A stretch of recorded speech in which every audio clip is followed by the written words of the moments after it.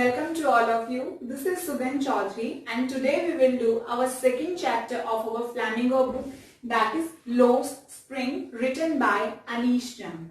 First of all मैं आपको बताना चाहूंगी कि इस जो चैप्टर है इसका नेम लोस्ट स्प्रिंग क्यों है, बिकॉज जैसे कि जो हमारा चाइल्डहुड होता है, ये पूरा का पूरा चैप्टर चाइल्डहुड के थीम के ऊपर बेस्ड है। जो चाइल्डहुड होता है उसके अंदर हम पूरे के पूरे एकदम से यंग होते हैं, हमारे अंदर बहुत ज्यादा क्यूरियोसिटी लेवल होता है, हमारी एक्साइटमेंट एक अलग लेवल पे होती है। एंड इसी तरह से जैसे जो स्प्रिंग होता है, स्प्रिंग के अंदर क्या होता है, नया सीजन, नए प्लांट्स, नए फ्लावर्स, ग्रोथ, एकदम से पूरा का पूरा वर्ल्ड पूरा का पूरा फ्रेश लगता है। इसी तरह से जो चाइल्डहुड है, अब इसके अंदर इस जो चैप्टर है इसके अंदर क्या डिस्कस किया गया है, इसके अंदर चाइल्डहुड की प्रॉब्लम्स डिस्कस की गई हैं कि हम जैसे हमारा लाइफस्टाइल बहुत अच्छा है लेकिन हर किसी का इस तरह से नहीं होता।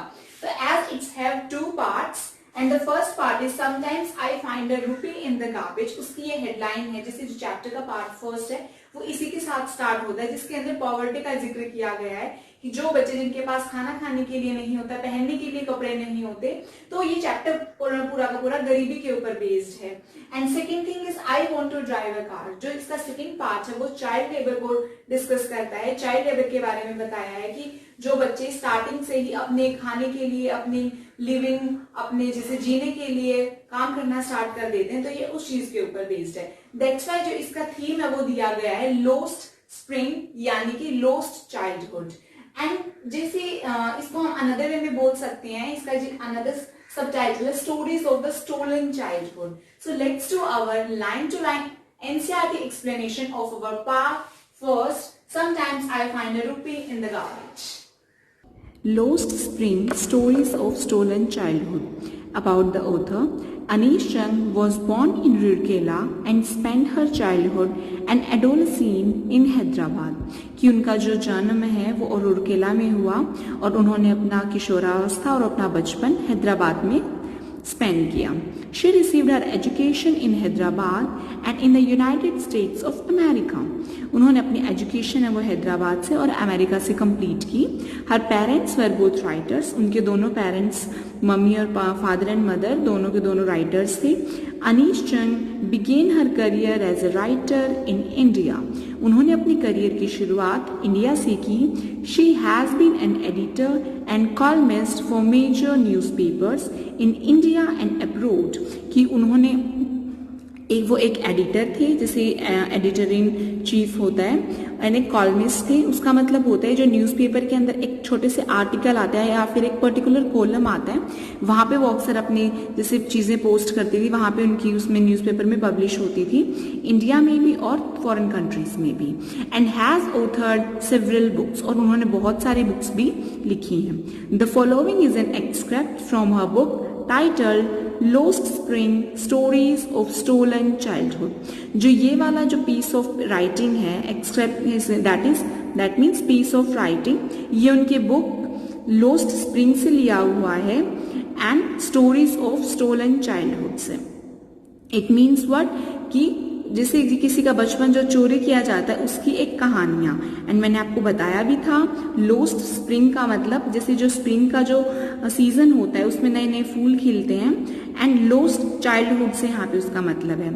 Here she analysis the grinding poverty and traditions which condemn these children to a life of exploitation. यहाँ पे वो एनालाइज करती हैं एक पिसी हुई गरीबी एंड सभ्यताओं को, जिसकी वो अक्सर आलोचना करती हैं इन बच्चों की लाइफ को बर्बाद करने में, उनको एक तरह से एक्सप्लॉइट करने में। ये जो एक्सप्रेशंस दे रखे हैं ये आपको लास्ट में आपको खुद फाइंड आउट करने हैं कि इनका मतलब क्या है। अब हम स्टार्ट करते हैं वह हमारा part first. Sometimes I find a rupee in the garbage. कई बार मुझे गार्बेज में, कूड़े में मुझे एक रुपया मिल जाता है।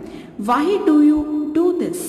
I ask Sahib, whom I encounter every morning scrounging for gold in the garbage dumps of my neighborhood. कि तुम ये सब क्यों करते हो? जो यहाँ पे ऑथर है अनीश जंग, वो एक बच्चे के बारे में बात करें जिसका नेम साहिब है और जिससे वो अक्सर उनका सामना होता रहता है। एनकाउंटर मतलब सामना होता रहता है हर एक मॉर्निंग में। स्क्राउचिंग मीन्स जो कि ढूंढता रहता है गोल्ड, एक तरह से सोने को कूड़े के ढेर में जो उनके पड़ोस में रहता है। Sahib left his home long ago, Sahib बहुत टाइम पहले अपने घर को छोड़ के आ गया है. Set amidst the green fields of Dhaka, his home is not even a distant memory, कि वो एक अमिड्स होता है किसी भी चीजों के बीच में. ग्रीन फील्ड, ढाका के ग्रीन फील्ड, एक हरे भरे खेतों के बीच में रहते हुए. His home is not even उसका जो माइंड है उसे याद भी नहीं है कि उसका घर कैसा था, कि वो बहुत टाइम पहले की बात हो चुकी है. There were many storms that swept away their fields and homes. इस तरह से बहुत सारे तूफान आए जो कि उसके घर को, उसके खेतों को एक तरह से साफ करके ले गए. His mother tells him, उसकी मामा उसे बताते हैं. That is why they left, इसलिए उन्होंने छोड़ दिया. Looking for gold in the big city where he now lives, कि अब वो एक तरह से बड़े सिटीज में आ गए हैं, लेकिन वहां पे सोने की तलाश करते रहते हैं जहां पे वो भी रहते हैं. I have nothing else to do, he mutters, looking away. वो थोड़ा सा दूर देखता हुआ और हल्का हल्का से जिसे आराम से बुदबुदाता हुआ वो बोलता है कि मेरे पास और कुछ करने के लिए नहीं है. Go to school, I say glibly, मैंने केयरलेस जैसे लापरवाह होकर मैंने उसे बोला कि तुम स्कूल जाओ. Realizing immediately how hollow the advice must sound, और फिर मुझे एकदम से ये रियलाइज भी हो गया कि जो मेरी एडवाइस है ये कितनी ज्यादा खोखली मुझे इसे फील हुई. There is no school in my neighborhood, मेरे आस पड़ोस में कोई भी स्कूल नहीं है. When they build one, I will go, जब भी वो बनाएंगे तब मैं चला जाऊंगा. If I start a school, will you come? I ask half joking, मैंने बीच में मजाक करते हुए पूछा कि अगर मैं बनाऊं तो तुम आओगे. Yes, he says, smiling proudly, उन्होंने एक लंबी, जिसे साहिब ने एक लंबी सी स्माइल के साथ बोला. A few days later, I see him running up to me, मैंने कुछ दिनों के बाद देखा कि वो मेरी तरफ भागा हुआ आ रहा है. Is your school ready? क्या तुम्हारा स्कूल तैयार है? It takes longer to build a school, school बनाने में बहुत ज्यादा टाइम लगता है. I say, embarrassed at having made a promise that was not mean, और मुझे बहुत ज्यादा शर्म सी आई कि मैंने एक ऐसा प्रॉमिस दे दिया जिसका कोई मतलब ही नहीं था. But promises like mine abound in every corner of his bleak world, लेकिन मेरी तरह बहुत सारे वादे हैं जो कि फील्ड विद, जो कि भरे हुए हैं हर एक कॉर्नर में. इन दिस ब्लीक वर्ल्ड, इन एक उदास से संसार में, कि मतलब वो छोटी छोटी चीजों में उन्हें लगता है कि क्या पता वो चीज हो जाए. मतलब जो छोटे बच्चे होते हैं वो बहुत ज्यादा जल्दी हमारी चीजों को मान लेते हैं. After months of knowing him, I asked him his name. कुछ महीनों के जानने के बाद मैंने उससे उसका नाम पूछा.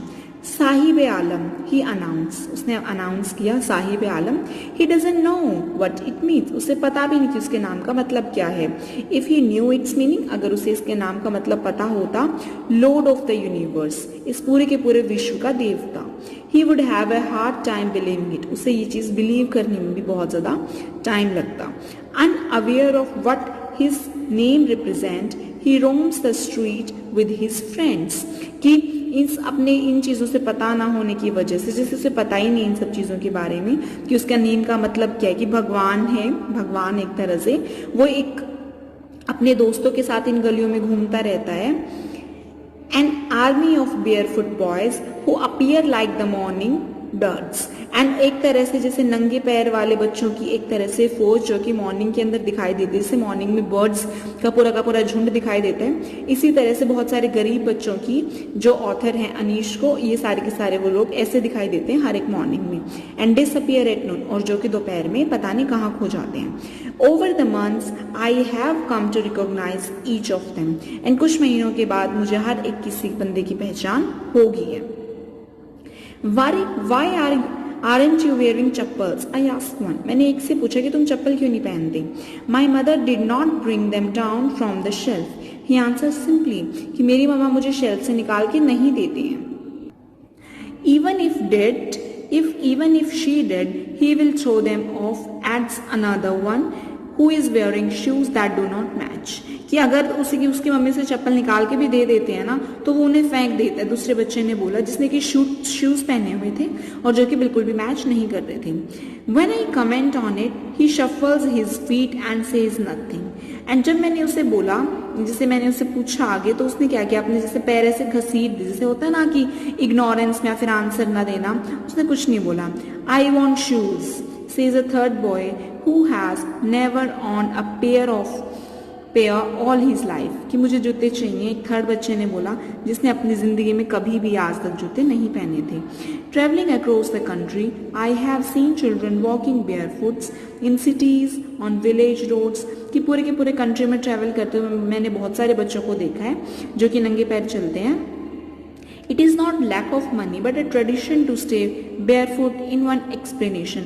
और कई बार मुझे लगता है कि ये एक पैसे की कमी नहीं है, ये एक ट्रेडिशन भी है एक तरह से अगर देखा जाए तो।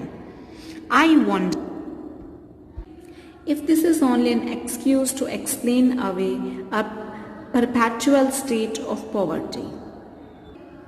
कि मुझे कई बार ऐसे हैरानी आती है कि शायद ये एक पॉवर्टी को एक अच्छी तरह से एक्सप्लेन करने का एक एक्सक्यूज भी हो सकता है। I remember a story from a man from Udupi once told me. Udupi में एक मैन था, उसने मुझे एक बार एक स्टोरी बताई थी।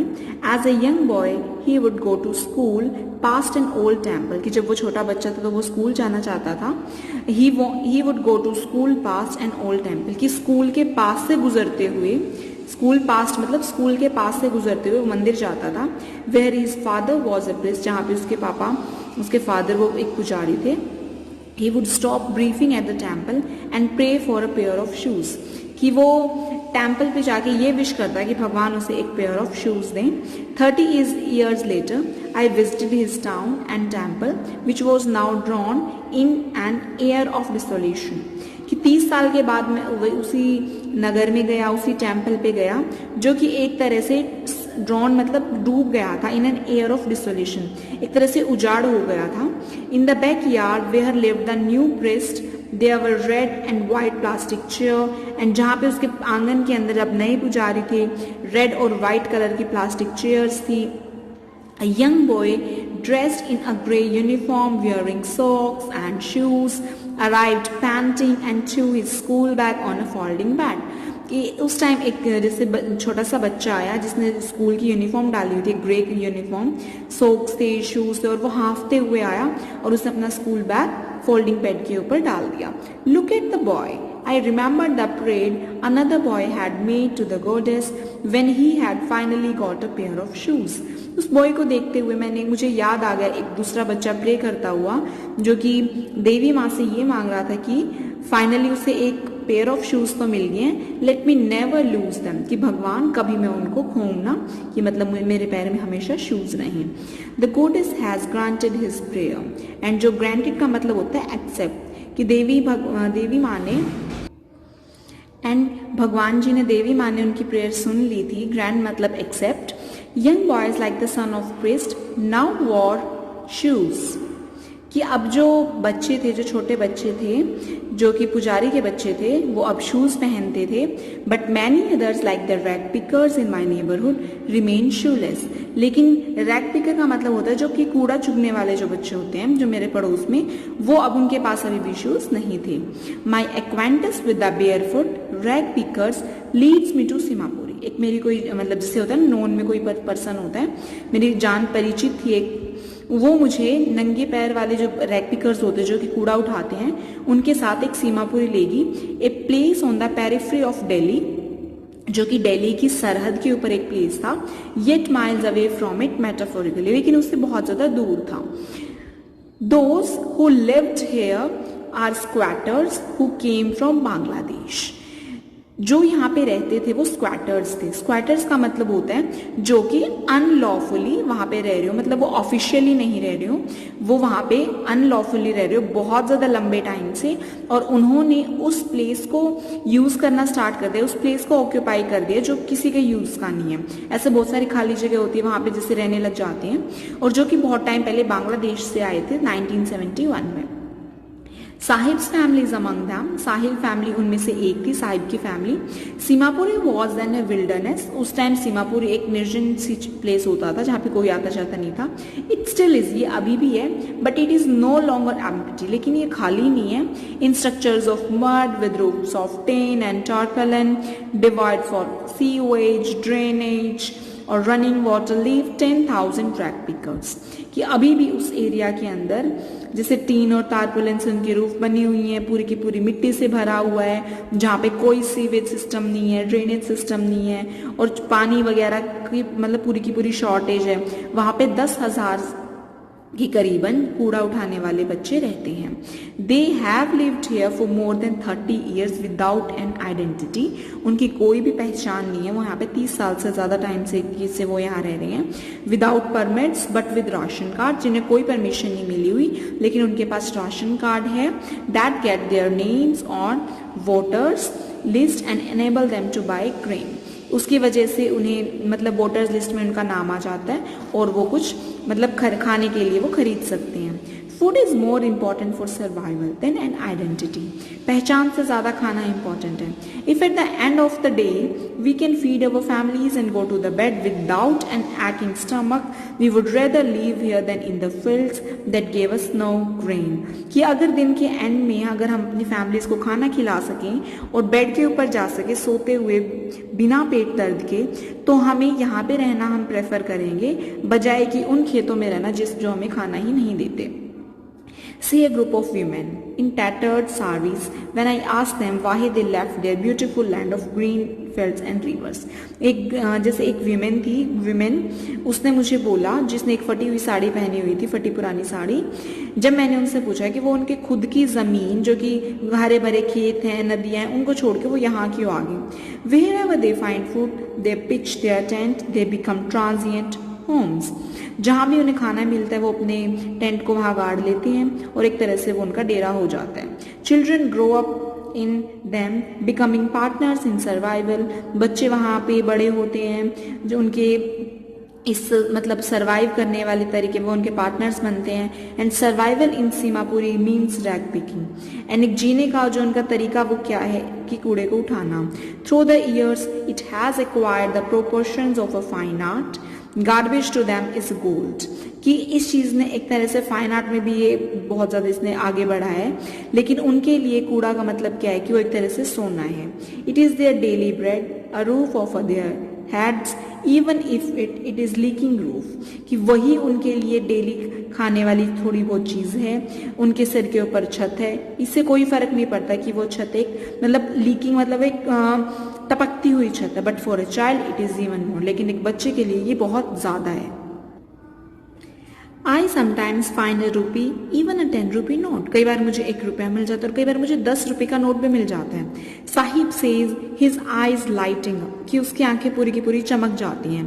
When you can find a silver coin in a heap of garbage, you don't stop scrounging. कि अगर तुम्हें एक चांदी का एक सिक्का मिल जाए एक कूड़े के भरे हुए ढेर में, तो तुम कभी भी खरीदना उसे कुरेदना कभी भी बंद नहीं करोगे. For there is a hope of finding more, कि वहाँ पे और भी चीजें मिल सकती हैं. It seems that for children garbage has a meaning different from what it means to their parents. कि बच्चों के लिए कूड़े का मतलब एक टोटल अलग है जो उनके पेरेंट्स के लिए होता है. For the children it is wrapped in wonder. बच्चों के लिए ये एक बैग है भरा हुआ हैरानी का. For the elder it is means of survival. और जो बड़े हैं उनके लिए एक जीने का एक माध्यम है. One winter evening, I see Sahib standing by the fenced gate of the neighborhood club, watching 2 young men dressed in white playing tennis. I like the game, he hums, content to watch it standing behind the fence. एक सुबह क्या हुआ, साहिब जैसे fencing होता है, जैसे चारों तरफ से बाउंड्री लगा देते हैं, तो वहां पे बाउंड्री के बाहर वो देख रहा था अपने पड़ोस जो 2 यंग मैन थे उनको एक क्लब के अंदर, जिन्होंने व्हाइट ड्रेस डाली हुई थी और जो टेनिस खेल रहे थे. और उसने अपने आप से ऐसे जैसे बुड़बुड़ाया कि मुझे भी ये वाला गेम खेलना है. एक संतुष्टि के साथ वो उन्हें देख रहा था एक मतलब बाउंड्री के बाहर से. I go inside when no one is around. मैं जाता हूँ जब यहाँ पे कोई भी नहीं होता. He admits, उसने स्वीकार किया, the gatekeeper lets me use the swing. और जो गेटकीपर है वो मुझे झूले का यूज भी करने देता है. Sahib too is wearing tennis shoes. Sahib ने भी टेनिस शूज पहने हुए थे. That looked strange over his discolored shirt and shorts. जो उसकी मतलब मैचिंग वाली नहीं थी, उसकी शर्ट और शॉर्ट्स उनके साथ बड़े अजीब से लग रहे थे. Someone gave them to me, he says in the manner of an explanation. उसने एक एक्सप्लेन करने के तरीके से उसने मुझे बोला, किसी ने मुझे दिए. The fact that they are discarded shoes of some rich boy who perhaps refused to wear them because of a hole in one of them. कि मुझे ऐसे लगता है कि ये किसी बच्चे ने निकाल दिया, फिर ये एक तरह से रिजेक्टेड शूज थे जो किसी एक अमीर लड़के ने रिजेक्ट कर दिए थे, जिसने शायद उन्हें पहनने से मना कर दिया था क्योंकि इसमें एक छेद हो गया था. Does not bother him. For one who has walked barefoot, even shoes with a hole is a dream come true. कि जो बच्चा बिल्कुल नंगे पैर चलता हो और अगर उससे शूज मिल जाएं तो इससे कोई फर्क नहीं पड़ता कि उसमें अगर एक छेद भी है, वो उसके लिए एक सपने को सच करने की तरह है. But the game he is watching so intently is out of his rich. लेकिन जो वो गेम इतनी ज्यादा ध्यान से देख रहा था वो उसके पहुंच के बाहर था. This morning Sahib is on his way to the milk booth. आज सुबह साहिब अपने जैसे रास्ते पे था मिल्क बूथ पे, उसके हाथ में एक स्टील का कनेस्टर था, एक स्टील का कंटेनर था. आई now work in a tea stall down the road, he says pointing in the distance. कि अभी मैं वर्क करता हूँ एक टी स्टॉल में, रोड के एक तरफ. उसने एक जैसे ऐसे इशारा करते हुए उसने बोला, I am paid 800 rupees and all my meals. और मुझे इस चीज के लिए 800 रुपए मिलते हैं और मुझे तीनों टाइम का खाना मिलता है. Does he like the job? I asked. मैंने उससे पूछा, क्या तुम्हें ये जॉब पसंद आई? His face I see has lost the carefree look. And जो उसका फेस था वो ऐसे दिखा कि उसे अब इतनी ज्यादा परवाह नहीं थी. The steel canister seems heavier than the plastic bag he would carry so lightly. कि जो ये स्टील का जो ये कंटेनर है ये थोड़ा सा हैवी है, जो वो प्लास्टिक बैग वो कैरी करता था जो वो बहुत ज्यादा लाइट होता था. Over his shoulder, the bag was his. And सबसे इंपॉर्टेंट बात क्या थी, वो बैग उसका खुद का था. The canister belongs to a man who owns the tea shop. और जो ये कैनिस्टर है ये उस इंसान का है जो कि एक टी शॉप को चलाता है. Sahib is no longer his own master. और अब साहिब खुद का मास्टर खुद नहीं है. स्टूडेंट्स, यहाँ पे आपका जो पार्ट फर्स्ट है वो कंप्लीट हो गया है. एंड अभी जो आपको ये वाले जो क्वेश्चंस दे रखे हैं ये आपको खुद से ट्राई आउट करने हैं. आप इनका स्क्रीनशॉट ले सकते हो. आई होप आपको ये चीज अच्छे से समझ आई होगी. So students, I hope आपको ये वाला जो पार्ट फर्स्ट है ये आपको बहुत ज्यादा अच्छी तरह से समझ में आया होगा. एंड आपको खुद से प्रैक्टिस करना है कि आप इसका जैसे अपनी लैंग्वेज के अंदर आप इसकी समरी राइट डाउन करो अपनी नोटबुक्स में. एंड आप इनकी खुद से प्रैक्टिस करो. मैंने आपको टेंसेस भी क्लियर करवाए हुए हैं. सो आपको अपनी ऑन लैंग्वेज के अंदर अब खुद से क्वेश्चन आंसर्स लिखने, क्योंकि आपके जो बोर्ड के सिलेबस के अंदर आपका 6 और 8 मार्क्स के लॉन्ग क्वेश्चन आंसर्स आते हैं. Still, if you have any doubt or any query, then you can directly comment in the comment section. Thank you very much. Have a lovely day.